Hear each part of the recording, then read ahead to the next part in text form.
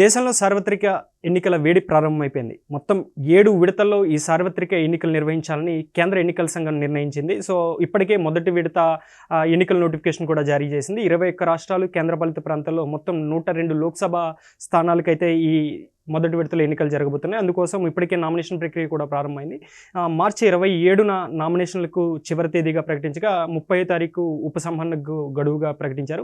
తొలి విడత ఎన్నికలు ఏప్రిల్ 19న అయితే జరగబోతున్నాయి ఈ 21 రాష్ట్రాల కేంద్రపాలిత ప్రాంతాల్లో. సో, అయితే ఈ ఎన్నికల్లో ఓటు వేసేందుకు వచ్చే వృద్ధులను మనం చాలాసార్లు చూసే ఉంటాం. వాళ్ళు చాలా ఇబ్బందులు పడుతూ ఉంటారు. ఎందుకంటే వయసు పైబడి తమ ఓటు హక్కు వినియోగించుకోవాలన్న ఉద్దేశంతో వీల్ చైర్లో కొంతమంది వస్తుంటే, కొంతమంది వాళ్ళ బంధుమిత్రుల సహాయంతో వాటిని చేతుల మీద మోసుకొచ్చి ఓటు వేయించిన పరిస్థితులు, సంఘటనలు కూడా మనం దేశవ్యాప్తంగా చూస్తూనే ఉన్నాం. వృద్ధులతో పాటు దివ్యాంగులు కూడా తమ ఓటు హక్కు వినియోగించుకునేందుకు ఇబ్బందులు అయితే పడుతున్నారు. సో, దీన్ని దృష్టిలో పెట్టుకుని కేంద్ర ఎన్నికల సంఘం తొలిసారిగా లోక్సభ ఎన్నికల్లో ఓట్ ఫ్రమ్ హోమ్ అనే ఆప్షన్ని కల్పించింది.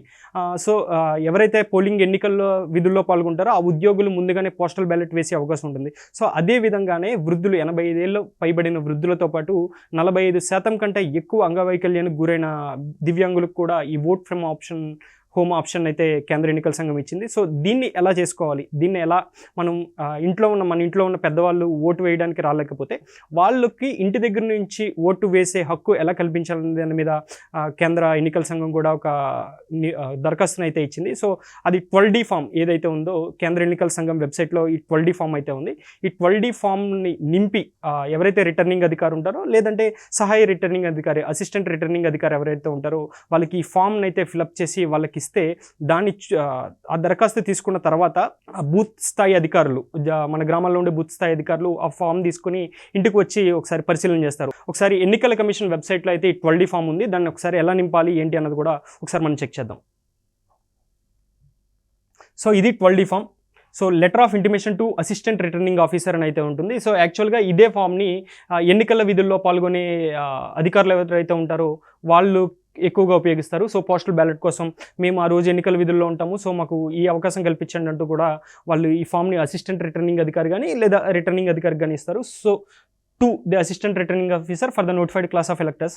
సో, ఏ పార్లమెంట్ నియోజకవర్గం, ఏ అసెంబ్లీ నియోజకవర్గం. సో, అది రాసిన తర్వాత సార్ మన name, daughter of or wife of or son of అని ఎక్కడ ఊరు పేరు, mandal or district and district state. So, ఇవి ఫిల్ చేసిన తర్వాత voter and wish to cast my vote by post at the election of the house of people or legislative assembly from the ఏ నియోజకవర్గం అయితే ఆ నియోజకవర్గం. సో, అది రాసిన తర్వాత my complete present postal address సీజన్.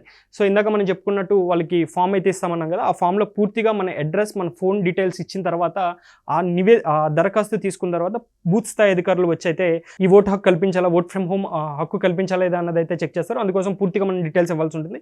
సో, ఈ ఇంటి నెంబర్, తర్వాత వార్డు, టౌన్, ఆ ఊరి పేరు, ఆ జిల్లా, ఆ state, pin code, mobile number.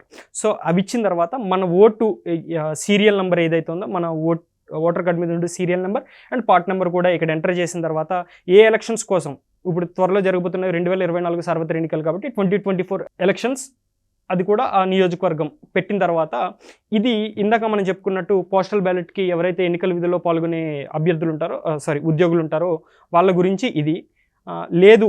So, ఇందాక మనం చెప్పుకున్నట్టు వృద్ధులు, వికలాంగులు, 85 ఏళ్ళ దాటిన వృద్ధులు, వికలాంగులు అయితే ఇది ఫిలప్ చేయాల్సి ఉంటుంది. ఐయామ్, మన పేరు ఐయామ్ అని, మన ఏజ్ 85 అయితే అబోవ్ 85 ఇయర్స్ వాళ్ళు, లేదు అంటే ఏ పర్సన్ విత్ డిజేబిలిటీ, ఎవరైతే దివ్యాంగులు ఉన్నారో వాళ్ళు ఫిల్ చేయాల్సిన ఫామ్, వాళ్ళ ఏజ్ అది ఎంటర్ చేసిందండి. And I'm not in position to go to the polling station to caste vote. It is requested that postal ballot paper may be issued to me as absent voter for the above election అని చెప్పి మనమైతే ఇక్కడ ఈ form fill up చేసి ఎన్నికల returning అధికారికి అయితే ఇవ్వాల్సి ఉంటుంది. సో, అది ఇచ్చిన తర్వాత వాళ్ళు వచ్చి చెక్ చేసుకుంటారు. వీళ్ళు నిజంగా అర్హులు అయితే మనం పోలింగ్ స్టేషన్లో ఎలా అయితే ఓటేస్తామో, పోలింగ్ స్టేషన్కి వెళ్ళి ఒక పోలింగ్ బూత్ సీక్రెట్ కంపార్ట్మెంట్ ఉంటుందో అలాంటి కంపార్ట్మెంట్తో పాటు ఆ పోలింగ్ మిషన్ ఏదైతే ఈవీఎం ఉందో దాన్ని కూడా ఇంటికి తీసుకొచ్చి ఎలక్షన్కి జరిగే ముందు వీళ్ళతోటి అయితే వృద్ధులు, వికలాంగులతో అయితే ఓటు నమోదు చేయిస్తారు.